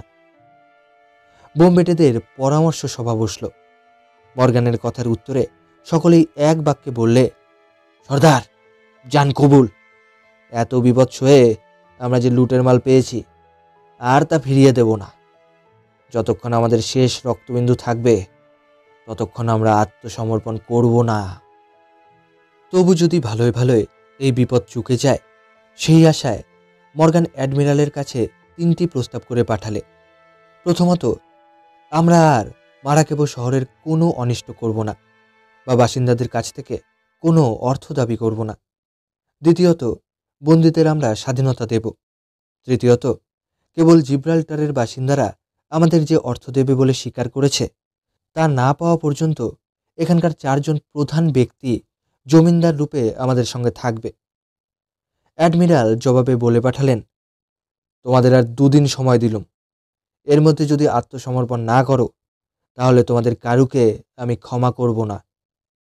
মর্গান খাপ্পা হয়ে বললে, সাজো তবে সবাই রণসাজে। নিজের জোরে আমরা এই ফাঁদ ছেড়ে বেরিয়ে যাব। দেখি আমাদের কে রুখতে পারে। তখনই তারা সর্বাগ্রে একখানা অগ্নিপথ নির্মাণে নিযুক্ত হলো। অগ্নিপথ কাকে বলে এদেশের অনেকেই বোধহয় তা জানেন না। সেকালে জলযুদ্ধে প্রায়ই এই অগ্নিপথ ব্যবহৃত হতো। এই অগ্নিপথের ভিতরে সহজে জ্বলে ওঠে এমন সব জিনিস ভালো করে ঠেসে দেওয়া হতো। তার বাইরেটা হতো সাধারণ জাহাজের মতোই, কাজে শত্রুপক্ষ তাকে সন্দেহ করতে পারত না। তারপর সেই অগ্নিপথখানার ভিতরে আগুন লাগিয়ে শত্রুদের নৌবাহিনীর মধ্যে ছেড়ে দেওয়া হতো। শত্রুদের জাহাজগুলোর কাছে সে যখন যেত, তার সর্বাঙ্গ অগ্নিময়, এবং সেই আগুন শত্রুদের জাহাজও অগ্নিময় করে তুলত। আজকালকার যুদ্ধজাহাজ হয় শীঘ্রগামী ও লৌহময়, তাই অগ্নিপথের ব্যবহার এখন উঠে গেছে। বোম্বেটেরা সমস্ত ধনরত্ন নিয়ে বড় বড় নৌকায় চড়ে বসল অগ্নিপথখানাকে সঙ্গে নিলে। তারপর মারাকেবো বন্দরের দিকে তারা অগ্রসর হল। অগ্নিপথখানা যেতে লাগলো আগে আগে। তারা সন্ধ্যার সময়ে বন্দরে গিয়ে স্পানিয়ার্ড নৌবাহিনীকে দেখতে পেলে। এগুলো প্রকাণ্ড জাহাজই বটে, এদের সঙ্গে সাধারণভাবে লড়াই করবার সাধ্য তাদের ছিল না। দুই পক্ষই পরস্পরকে দেখতে পেয়ে পরস্পরের দিকে অগ্রসর হল। বোম্বেটেদের অগ্নিপথ দেখে স্পানিয়ার্ডরা তার সাংঘাতিক স্বরূপ আন্দাজ করতে পারলে না। তারা ভাবলে একখানা অতি সাহসী বোম্বেটে জাহাজ একলাই তাদের আক্রমণ করতে আসছে। অতি সাহসের মজাটা বুঝিয়ে দেবার জন্যে তারা বিপুল উৎসাহে তাকে আক্রমণ করবার জন্যে বেগে তেড়ে এলো। কিন্তু তার কাছে এসেই তাদের চক্ষু স্থির। এ যে অগ্নিপথ, এর ভিতরে যে দাউ দাউ করে আগুন জ্বলে উঠেছে, এবং সে আগুন হু হু করে বেড়ে উঠছে মুহূর্তে মুহূর্তে। স্পানিয়ারদের জাহাজ তিনখানা পালিয়ে বাঁচবার চেষ্টা করল, কিন্তু তখন পালাবারও সময় নেই। অগ্নিপথ একেবারে সবচেয়ে বড় শত্রু জাহাজের পাশে গিয়ে লাগলো। তখন তার ভিতরকার অগ্নি ঠিক যেন অসংখ্য জ্বলন্ত রক্ত দানবের মতো মহাশূন্যে বাহু তুলে তাথই তাথই তাণ্ডব নৃত্য করছে। মাঝে মাঝে তার গর্ভস্থ বারুদ বিস্ফোরণের ভৈরব ধ্বনি, কান কালা হয়ে যায়। দেখতে দেখতে স্পানিয়ারদের অতিকায় জাহাজখানাও অগ্নিপথের মতোই অগ্নিময় হয়ে উঠল, এবং দেখতে দেখতে তার একাংশ আগুনে পুড়ে জীর্ণ হয়ে সমুদ্রগর্ভে অদৃশ্য হয়ে গেল। স্পানিয়ারদের দ্বিতীয় জাহাজখানা ভয়ে আর সেখানে দাঁড়ালো না। তাড়াতাড়ি বন্দরের নিরাপদ অংশে ঢুকে পড়ে একেবারে কিল্লার তলায় গিয়ে উপস্থিত হলো, পাছে সেখানা বোম্বেটেদের হাতে গিয়ে পড়ে। সেই ভয়ে স্পানিয়ার্ডরা নিজেরাই তাকে জলের ভিতর ডুবিয়ে দিলে। বোম্বেটেরা তৃতীয় জাহাজখানাকে পালাতেও দিলে না। তারা চারিদিক থেকে প্রবল বেগে তাকে আক্রমণ করলে। এমন দুর্জয় নৌবাহিনীর এই কল্পনাতীত পরিণাম দেখে স্পানিয়ার্ডরা তখন ভয়ে ও বিস্ময়ে এত স্তম্ভিত হয়ে গিয়েছে যে বোম্বেটেদের সঙ্গে তারা মাথা ঠিক রেখে লড়তেও পারলে না। অল্পক্ষণ যুদ্ধের পরেই তারা আত্মসমর্পণ করতে বাধ্য হল। ক্যাপ্টেন মর্গানের এই বিচিত্র ও অপূর্ব জয়কাহিনী যখন ইংল্যান্ডে গিয়ে পৌঁছল, তখন সেখানেও তার নামে ধন্য ধন্য রব উঠল। আর ওয়েস্ট ইন্ডিজে বোম্বেটে মহলে তার নাম হলো যেন উপাস্য দেবতার নাম। কথায় বলে, ঢাল নেই খাড়া নেই নিধিরাম সর্দার। কিন্তু ঢাল খাড়া না থাকলেও কেবল উপস্থিত বুদ্ধি বলে যে কি অসাধ্য সাধন করা যায়, নিধিরাম তা জানলে আজ তাকে ঠাট্টার পাত্র হতে হতো না। কেবল বুদ্ধি বলেই ক্যাপ্টেন মর্গান আজ বিনা জাহাজে জলযুদ্ধ বিজয়ী নাম কিনলে। যেমন হয় এবারেও তেমনই হলো। জুয়া খেলা, মাতলামি, বদমাইশি, নিজেদের প্রাণের বিনিময়ে শত শত সাধুর জীবনদ্বীপ নিভিয়ে দিয়ে দুনিয়ার অভিশাপ কুড়িয়ে বোম্বেটেরা যে টাকা রোজগার করলে, জামাইকা দ্বীপে ফিরে এসে তার দু হাতে বদ খেয়ালিতে উড়িয়ে দিতে তারা কিছুমাত্র বিলম্ব করলে না। অল্পদিন পরেই দেখা গেল বোম্বেটেদের পকেট আর বাজে না, তা একেবারেই ফোক্কা। ক্যাপ্টেন মর্গান ছিল চালাক মানুষ। উড়নচণ্ডীর পুজো সে করেনি কোনো দিন, খরচ করত বুঝে সুঝে। কাজেই এর মধ্যেই সে এমন 2 পয়সা জমিয়ে ফেলেছিল যে ইচ্ছে করলেই বাকি জীবনটা পায়ের উপরে পা দিয়ে গদিয়ান হয়ে বসে বসে খেতে পারত। কিন্তু তার উচ্চাকাঙ্ক্ষা সামান্য ছিল না। সে চায় এমন যশের শিখরে উঠে দাঁড়াতে যার নাগাল কেউ পাবে না। দুনিয়ায় অনেক ছোট ডাকাত পরে রাজা মহারাজা হয়েছে, সাগরবাসী বোম্বেটেই বা কেন দেশমান্য মহাপুরুষ হতে পারবে না?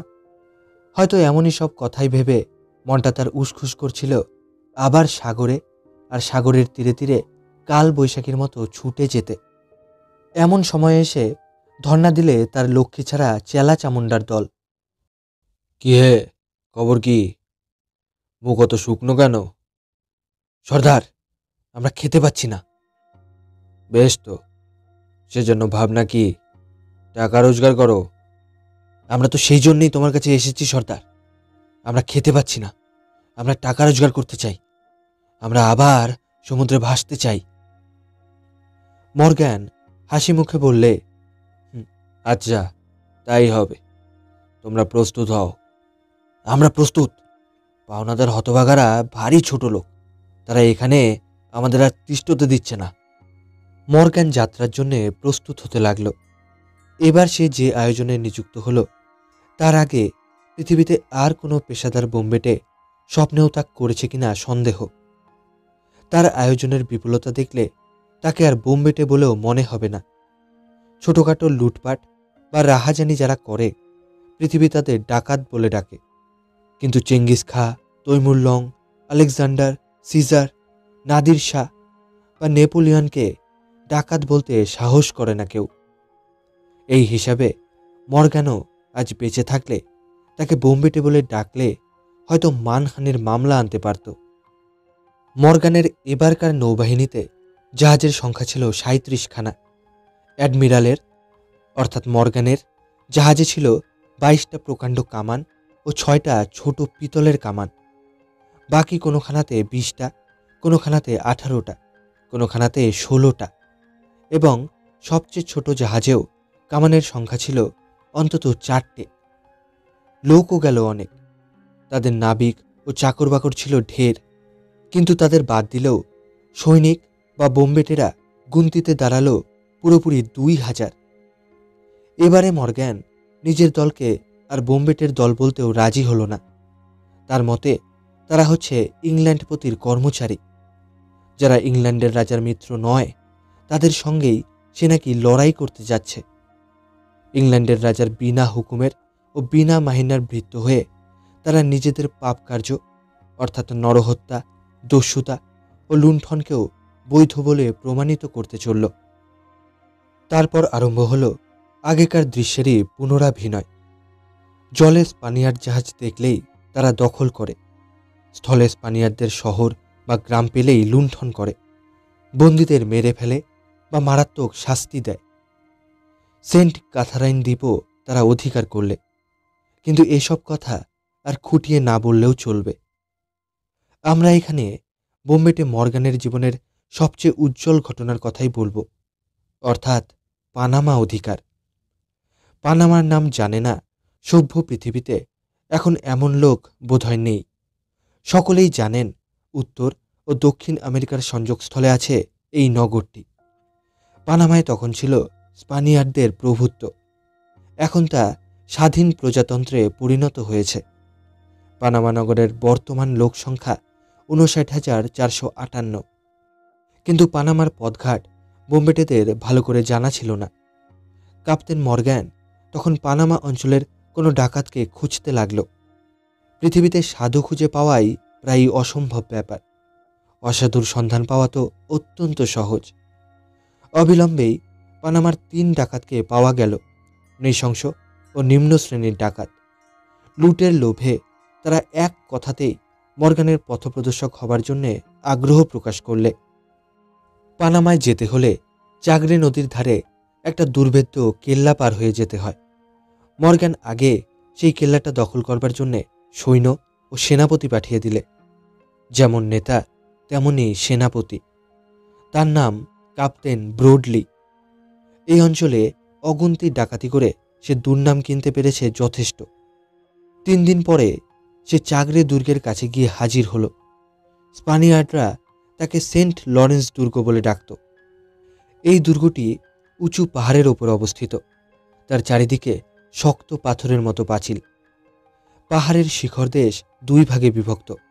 মাঝখানে 30 ফুট গভীর এক খাল। সেই খালের ওপরকার টানা সাঁকোর সাহায্যে দুর্গের একমাত্র প্রবেশপথের ভিতরে ঢোকা যায়। বড় দুর্গের তলায় আছে আবার একটা ছোট কিন্তু রীতিমতো মজবুত কেল্লা। আগে সে কেল্লা ফতে না করে নদীর মুখে প্রবেশ করাই অসম্ভব। গুণধর বোম্বেটেদের সঙ্গে চোখের দেখা হতেই স্পানিয়ার্ডরা মুষলধারে গোলাগুলি বৃষ্টি শুরু করলে। কেল্লা তখনও মাইল তিনেক তফাতে। পথঘাট ধুলো কাদায় ভরা, চলতে বড় কষ্ট। তবু বোম্বেটারা দাঁড়ালো না। তারা যত এগোয় স্পানিয়ার্ডরা ততই পিছিয়ে যায়। এইভাবে অগ্রসর হয়ে বোম্বেটের দল দুর্গের কাছে খোলা জমিতে এসে পড়ল। ইতিমধ্যেই তাদের লোক ক্ষয় হয়নি বড় কম, কিন্তু এখন তাদের বিপদ আরও বেড়ে উঠল। খোলা জমি, শত্রুপক্ষের গুলির ধারা সিধে তাদের দিকে ছুটে আসছে। কোথাও এমন ঠাঁই নেই যে লুকিয়ে আত্মরক্ষা করা যায়। সামনেই কামানের সারের পর সার সাজিয়ে খাড়া হয়ে আছে বিরাট ওই দুর্গ। দেখলেই মনে হয় ওকে দখল করা অসম্ভব, এবং এই মুক্ত স্থানে আর অপেক্ষা করা সম্ভবপর বা বুদ্ধিমানের কাজ হবে না। এখন হয় পালানো, নয় আক্রমণ করা ছাড়া আর কোনো উপায় নেই। পালালে অপমান, এগুলেও পরাজয় বা মৃত্যু। হতাশভাবে গোলকধাঁধায় পড়ে বোম্বেটেরা অনেকক্ষণ পরামর্শের পর স্থির করল দুর্গ আক্রমণ করতেই হবে, মন্ত্রের সাধন কিংবা শরীর পতন। এক হাতে তরবারি ও আরেক হাতে বোমা নিয়ে তারা অগ্রসর হতে লাগল অকুত ভয়ে। স্পানিয়ার্ডরা দুর্গ প্রাকার থেকে কামান ছুড়ছে, ছুড়ছে আর ছুড়ছেই। বোম্বেটেরা হতাহতের ভিতর দিয়ে পথ করে যখন আরও কাছে এগিয়ে এলো, স্পানিয়ার্ডরা তখন চিৎকার করে বললে, ওরে ইংরেজ কুত্তার দল, তোরা হচ্ছিস ভগবান আর আমাদের রাজার শত্রু। আয়, এগিয়ে আয়, তোদের পিছনে যারা আছে তারাও এগিয়ে আসুক। তোদের আর এ যাত্রা পানামায় যেতে হচ্ছে না। বোম্বেটেরা কেল্লার পাঁচিলের উপরে উঠবার চেষ্টা করলে, কিন্তু বৃথা। গরম গরম গোলার ঝড়ে ও গুলির বৃষ্টিতে জীবন্ত সব দেহ মুহূর্তে মৃতদেহে পরিণত হলো। তখন সে রাত্রের মতো তারা যুদ্ধে খান্তি দিয়ে পালিয়ে এলো। সূর্যোদয়ের সঙ্গে সঙ্গে আবার যুদ্ধ আরম্ভ। বোম্বেটেরা বোমা ছুঁড়ে যখন কেল্লার পাঁচিলকে কাবু করবার চেষ্টা করছে, তখন আশ্চর্য এক কাণ্ড হলো। তখন বন্দুকের ব্যবহার আরম্ভ হলেও ধনুকের ব্যবহার একেবারে বন্ধ হয়ে যায়নি। স্পানিয়ার্ডরা বন্দুকের সঙ্গে ধনুকও ছুড়ছিল। হঠাৎ একটা তীর এসে একজন বোম্বেটের দেহকে এফোর ওফোর করে দিলে। কিছুমাত্র ভ্রুক্ষেপ না করেই সে সেই তীরটা নিজের বুকের ওপর থেকে একটানে আবার উপড়ে ফেললে। তারপর তার কি খেয়াল হলো, খানিকটা তুলো নিয়ে তীরের গায়ে জড়িয়ে সেটা নিজের বন্দুকের নলচের ভিতরে পুরে দুর্গ লক্ষ্য করে সে গুলি ছুড়লে। গুলির সঙ্গে তীরটাও বন্দুকের ভিতর থেকে বেরিয়ে দুর্গের ভিতরে গিয়ে পড়ল। দুর্গের ভিতরে যেসব বাড়ি ছিল সেগুলোর ছাদ হচ্ছে তালপাতায় ছাওয়া। তীর সংলগ্ন জ্বলন্ত তুলোর গুণে 2-3খানা বাড়ির ছাদে আগুনের শিখা দেখা দিলে। যুদ্ধে ব্যস্ত স্পানিয়ার্ডরা সেদিকে নজর দেবার সময় পেলে না। সকলের অজ্ঞাতসারেই সেই অদ্ভুত উপায়ে প্রজ্বলিত অগ্নি একরাশ বারুদের স্তূপকে স্পর্শ করলে। সঙ্গে সঙ্গে ভীষণ অগ্নুৎপাত, বিষম বারুদ গর্জন, বহু কণ্ঠের সচকিত চিৎকার ও স্পানিয়ার্ডদের সভয়ে ছুটোছুটি। যুদ্ধ ভুলে সকলেই তাড়াতাড়ি আগুন নেভাবার চেষ্টা করতে লাগল। বোম্বেটেরা এমন মহা সুযোগ ত্যাগ করলে না। দৈবের অনুগ্রহে আবিষ্কৃত পূর্বকথিত উপায়ে তারা দুর্গের আরও নানা জায়গায় অগ্নিকাণ্ডের সৃষ্টি করলে। স্পানিয়ার্ডদের ভয়, কাতরতা ও ব্যস্ততা বেড়ে উঠল। একটা আগুন নেভায় তো আরও 2 জায়গায় দপদপ করে নতুন আগুন জ্বলে ওঠে। সেই আগুনে অবশেষে অনেক জায়গায় দুর্গের বেড়া উড়ে পুড়ে গেল এবং প্রাচীরের বিরাট মৃত্তিকা স্তূপ ধসে নিচেকার খাল ভরাট করে ফেললে। বোম্বেটেরা তার সাহায্যে অনায়াসে খাল পার হয়ে দুর্গের প্রথম প্রাচীরের ভিতরে গিয়ে হুড়মুড় করে ঢুকে পড়ল। তবু যুদ্ধ থামল না। গভীর রাত্রে মানুষেরা স্বজাতিকে ধ্বংস করবার জন্য বন্য পশুর মতো জুঝতে লাগল, কিন্তু শেষ পর্যন্ত বোম্বেটেদের কেউ ঠেকিয়ে রাখতে পারলে না। সমস্ত চেষ্টা ব্যর্থ হলো দেখে বীর স্পানিয়ার্ডরা আত্মসমর্পণের চেয়ে মৃত্যুই শ্রেয় ভেবে দলে দলে জলে ঝাঁপ দিয়ে মৃত্যুকে বরণ করে নিলে। দুর্গের গভর্নরও জীবন থাকতে আত্মদান করলেন না। বোম্বেটেরা যখন তার দেহ স্পর্শ করতে পারলে, তখন তার আত্মা পরলোকে। দুর্গের ৩১৪ জন লোকের মধ্যে জ্যান্ত অবস্থায় পাওয়া গেল মাত্র ৩০ জন লোক। তাদের মধ্যেও ২০ জন আহত। কেবল ৯ জন লোক পানামার গভর্নরের কাছে খবর দিতে গেছে, বাকি সবাই মৃত। বোম্বেটেদেরও ক্ষতি বড় সামান্য নয়। তাদের ১০০ জন হত ও ৭০ জন আহত হয়েছে। জীবিত স্পানিয়ার্ডরা শারীরিক যন্ত্রণার চোটে স্বীকার করতে বাধ্য হলো যে পানামার গভর্নর বোম্বেটেদের আগমনের সব খবরই আগে থাকতেই পেয়েছেন এবং আগে থাকতেই তাদের ভালো করে অভ্যর্থনা করবার জন্যে দস্তুর মতো প্রস্তুত হয়ে আছেন। চাগরে নদীর ধারে সর্বত্রই তার সৈন্যরা অপেক্ষা করছে এবং সর্বশেষ তিনিও অপেক্ষা করছেন ৩,৬০০ সৈন্য নিয়ে। অতঃপর বোম্বেটেদের উচ্চ জয়ধ্বনির মধ্যে ক্যাপ্টেন মর্গান তার বাকি ১২০০ সৈন্য নিয়ে দুর্গের মধ্যে প্রবেশ করলে পানামা বিজয়ের পথের কাঁটা দূর হয়েছে। সকলের মুখে হাসি আর ধরে না। যে ১০০ বোম্বেটে অর্থলোভে সেখানে প্রাণ দিলে জীবিত সঙ্গীদের মুখের হাসি দেখবার সুযোগ তাদের দেহহীন আত্মারা সেদিন পেয়েছিল কিনা কে জানে। ১৬৭০ খ্রিস্টাব্দের ১৮ আগস্ট তারিখে ক্যাপ্টেন মর্গ্যান চাগরে দুর্গ ছেড়ে পানামা নগরের দিকে অগ্রসর হল সদল বলে। যাত্রা শুরু হলো জলপথে, নদীতে নৌকোয় চড়ে। যতই অগ্রসর হয় দেখে নদীর ২ নির্জন তীর মরু শ্মশানের মতো হা হা করছে। শস্য খেতে কৃষক নেই, গ্রামে বাসিন্দা নেই, পথে কুকুর বিড়াল নেই, কোথাও জীবনের এতটুকু চিহ্ন পর্যন্ত নেই। স্পানিয়ার্ডরা সবাই পালিয়েছে তাদের ভয়ে এবং সঙ্গে করে নিয়ে গেছে জীবনের যত কিছু আনন্দ। প্রথম থেকেই ঘটল খাদ্যাভাব। মর্গ্যান সঙ্গে বেশি খাবার নিয়ে ভারগ্রস্ত হতে চায়নি। ভেবেছিল পথে লোকালয়ে নেমে তরোয়াল উঁচিয়ে বিনামূল্যে প্রচুর খাদ্য আদায় করবে। তার সে আশায় ছাই পড়ল। মানুষ নেই, খাবারও নেই। শূন্য উদরের অভাব ভুলবার জন্যে বোম্বেটেরা তামাকের পাইপ মুখে দিয়ে অন্যমনস্ক হবার ব্যর্থ চেষ্টা করে। তারপর জলপথে নৌকোও হলো অচল।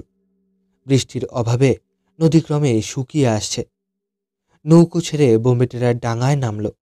চলতে চলতে তারা কায়মনোবাক্যে প্রার্থনা করতে লাগল শত্রুরা তাদের আক্রমণ করতে আসুক, কারণ শত্রুরা এলে খাবারও তাদের সঙ্গে আসবে এবং শত্রু মেরে তারা সেই খাবারে ভাগ বসাতে পারবে।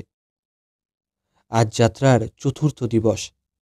আজ শত্রুদের বদলে তাদের পরিত্যক্ত একটা ছাউনি পাওয়া গেল। তার ভিতরে পড়েছিল অনেকগুলো চামড়ার ব্যাগ, হয়তো ভুলে ফেলে গেছে।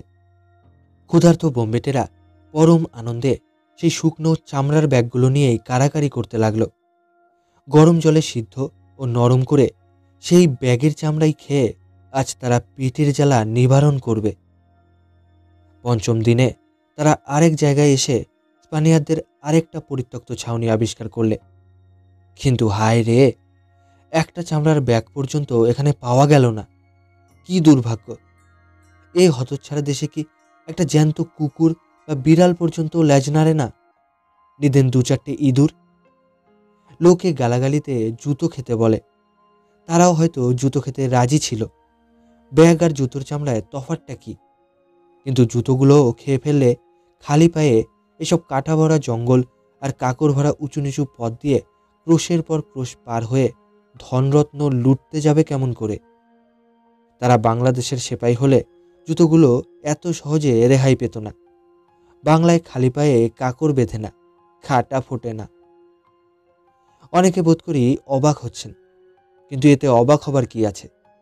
পেটের জ্বালা কেমন দুর্ভিক্ষের দেশ তা জানে। পেটের জ্বালায় মানুষ মানুষের মাংস বাদ দেয় না। ইতালির এক কারারুদ্ধ কাউন্ট নাকি খিদের চোটে নিজের ছেলের মাংস খেতে ছাড়েননি। এই নির্জন মরু শ্মশানে দেবতার হঠাৎ এই কি আশীর্বাদ? কলির দেবতারাও হয়তো ভীতু, কারণ প্রায়ই তারা অসাধুর দিকে মুখ তুলে চান। বোম্বেটেরা পথের মাঝে এক পাহাড়ের গুহা আবিষ্কার করলে।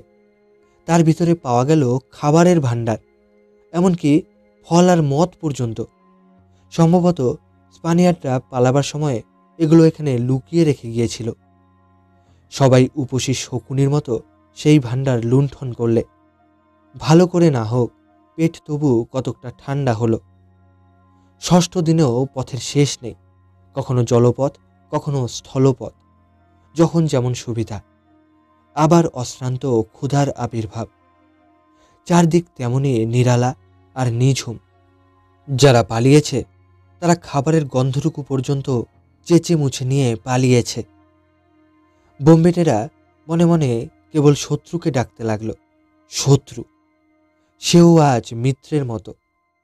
কেউ গাছের পাতা ছিঁড়ে ও কেউ মাঠের ঘাস উপড়ে মুখে পুরে উদরের শূন্যতাকে ভরাবার চেষ্টা করতে লাগলো। স্পানিয়ার্ডরা লড়ে তাদের এমন জব্দ করতে পারত না। গা ঢাকা দিয়ে তারা তাদের কি মারাত্মক শাস্তি দিচ্ছে। প্রায় 150 বছর পরে নেপোলিয়ন এবং খ্রিস্ট জন্মাবারও আগে পারস্যের এক সম্রাট রুশ দেশ আক্রমণ করতে গিয়ে এমনই শাস্তি পেয়েছিলেন।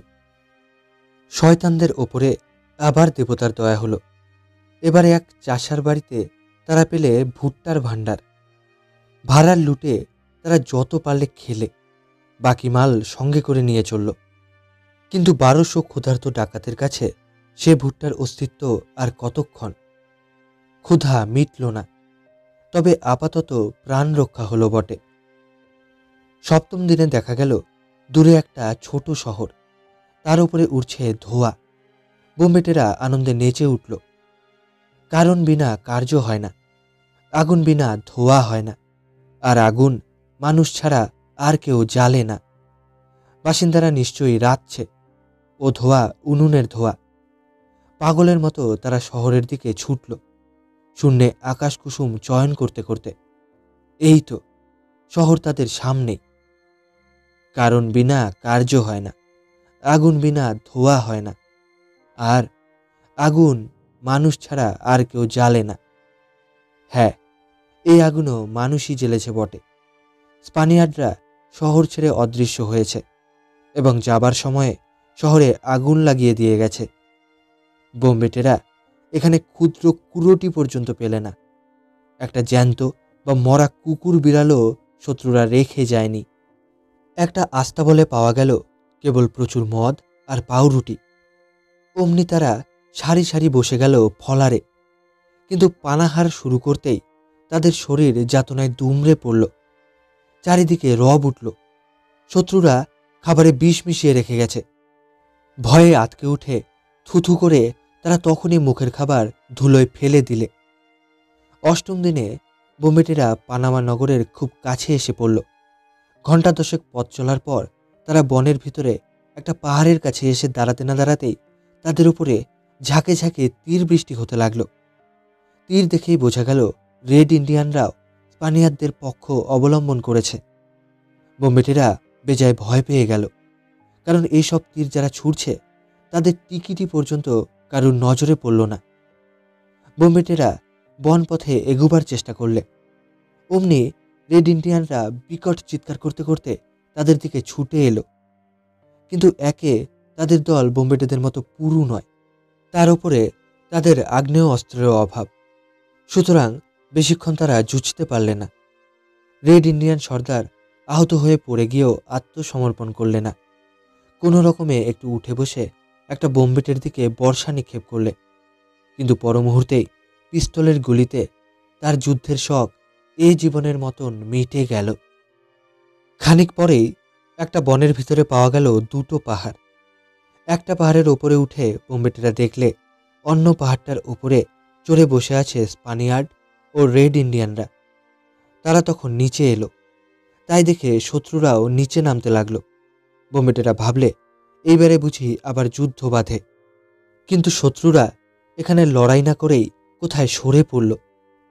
সে রাত্রে বোম্বেটেদের বিষের পাত্র কানায় কানায় পূর্ণ করবার জন্যে আকাশে দেখা দিলে ঘন ঘটা, এবং তারপরেই নামল অশ্রান্ত বৃষ্টিধারা। নিরাশ্রয়ের মতো সেই ঝড় বাদলকে তাদের মাথা পেতেই গ্রহণ করতে হলো। পরদিন সকালে, অর্থাৎ যাত্রার নবম দিনে, প্রায় অনাহারে জলে ভিজে অত্যন্ত দুঃখিতভাবে তারা কাদা ভাঙতে ভাঙতে আবার অগ্রসর হলো। আচম্বিতে পথ সমুদ্র তীরে এসে পড়ল এবং দেখা গেল খানিক তফাতে কতগুলো ছোট ছোট দ্বীপ রয়েছে।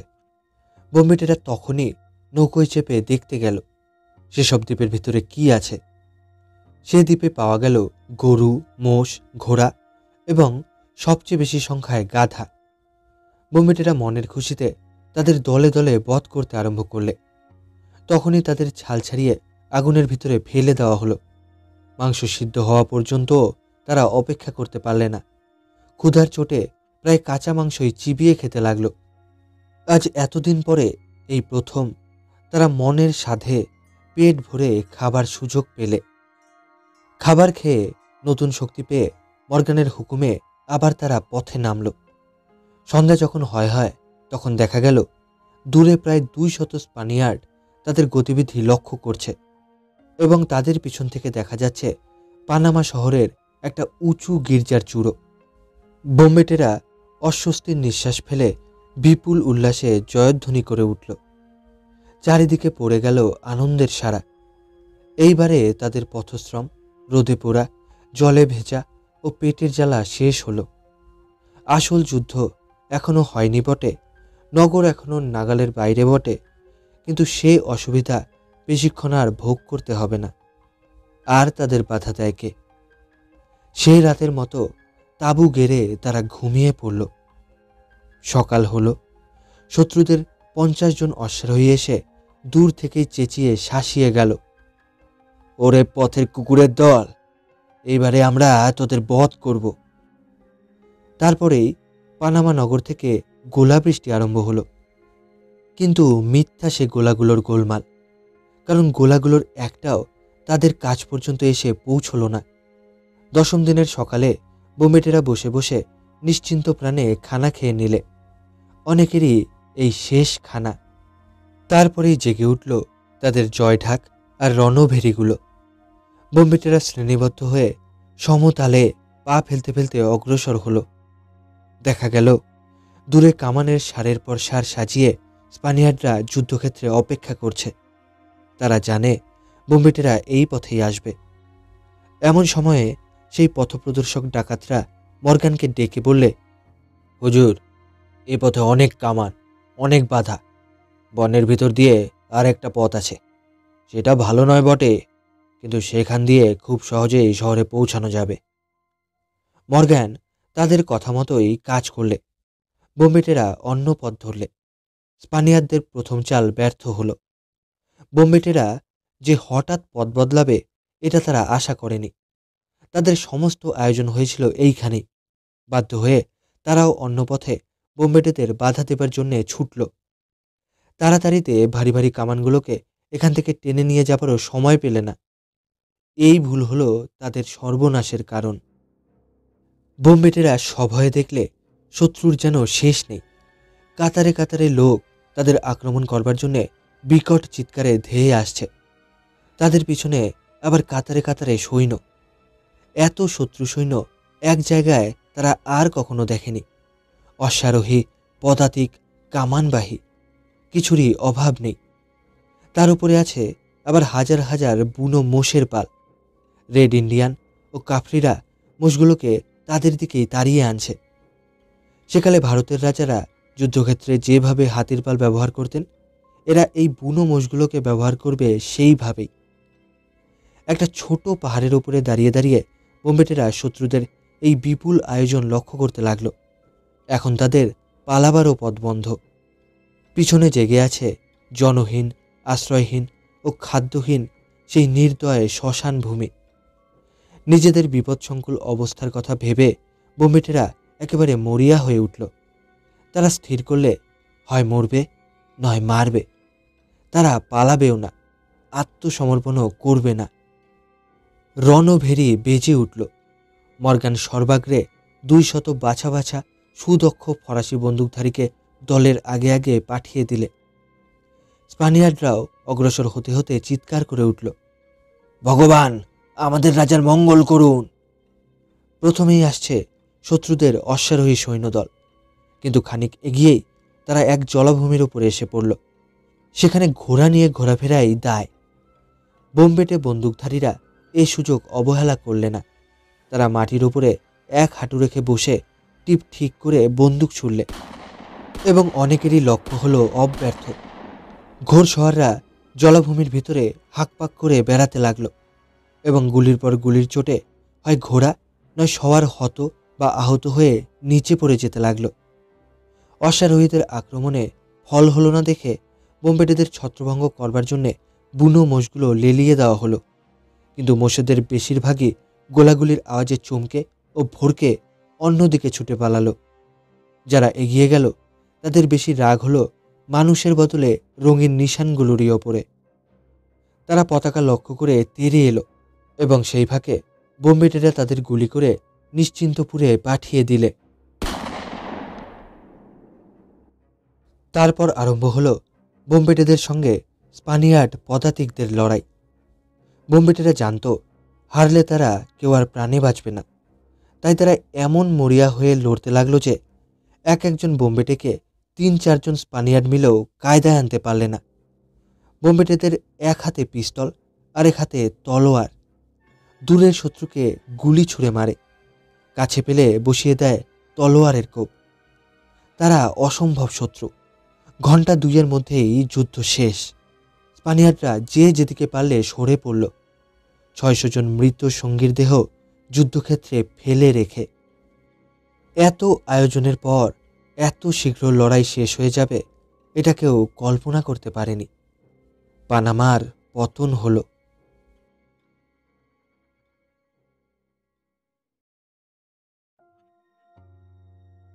খুব সহজে ও অল্প সময়ের মধ্যেই চেঙ্গিস খা, আলেকজান্ডার, সিজার ও নেপোলিয়ন শত্রু সৈন্য ধ্বংস করতে পারতেন বলেই তাদের আজ এত নাম।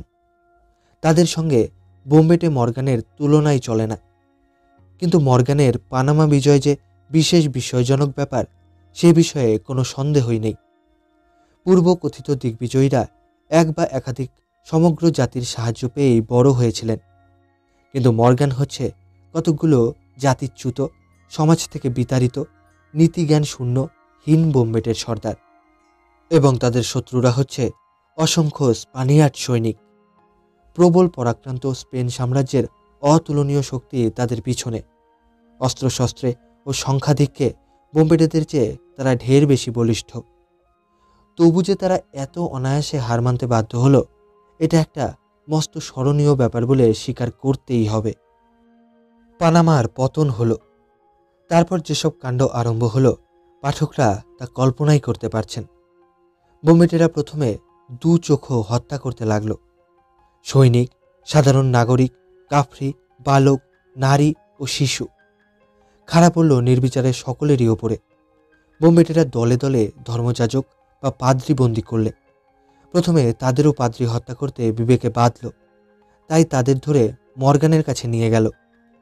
মর্গান পাদ্রিদের কান্নায় কর্ণপাত না করে বললে, মারো মারো, সবাইকে মারো।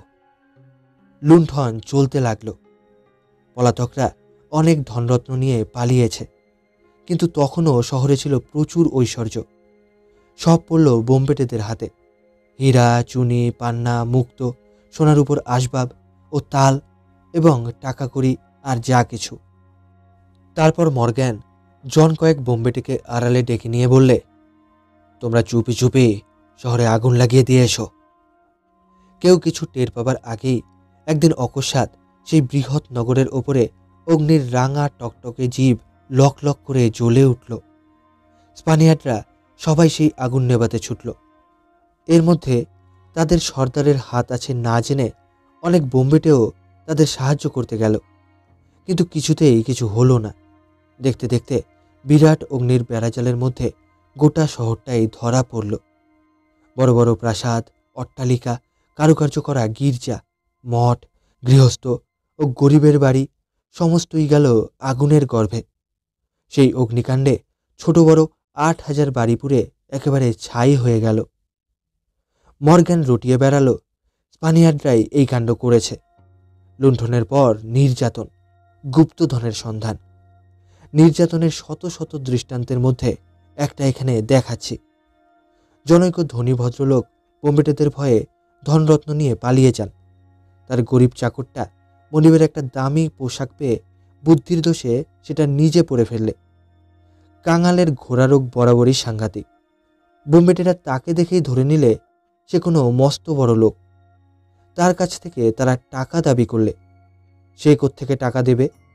সে বললে, আমি চাকর ছাড়া আর কিছু নই, এ পোশাক আমার মনিবের।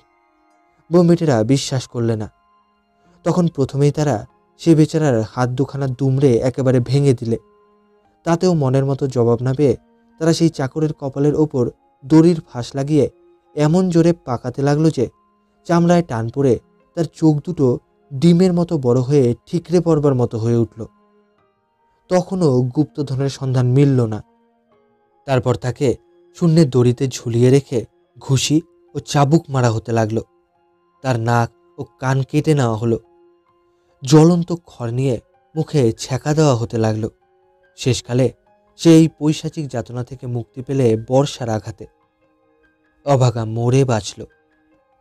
3 হপ্তা পরে দুরাত্মা মর্গ্যান পানামার ভস্মস্তূপ ছেড়ে বিদায় গ্রহণ করলে।